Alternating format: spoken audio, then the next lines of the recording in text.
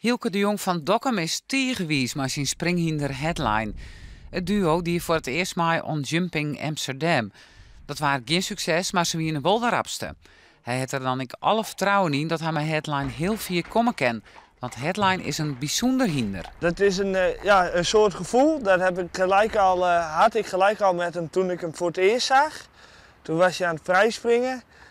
Als ik hem zie, wil ik er blijven aan en ook als ik hem rij. Het is altijd fijn om aan het werk te zijn met Headline. Elke dag opnieuw. Headline heeft wel een klein beetje eigenzinnig karakter. Het is een paard met heel veel bloed. Dat houdt in dat hij wat heel heet. Hij wil ook elke dag presteren, alsmaar weer.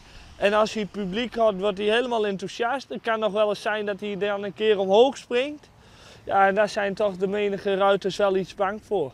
Voor Hielke wie het meteen duidelijk, maar de keep van het hinder wie net voor elke nier vanzelfsprekend. Mijn zuster was totaal niet blij. Misschien ook nog wel een beetje boos zelfs.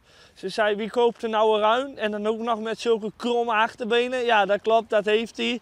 Dat kan ik ook niet ontkennen. Dat kon ik toen ook niet. En ja, ik zei, ik denk dat het een heel goed paard is.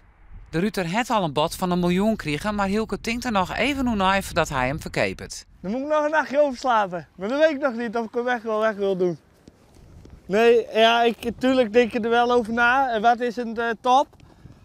Ja, als ze ruim over het miljoen heen gaan of kort, ik weet het niet. Maar het is heel spannend allemaal. Maar ik hoop dat ik Headline kan houden voor de Nederlandse sport en daarmee ook voor de Friese sport. En ik hoop dat er nog veel, dat hij nog veel mag winnen. En ik hoop gewoon, en ik heb er echt geloof in.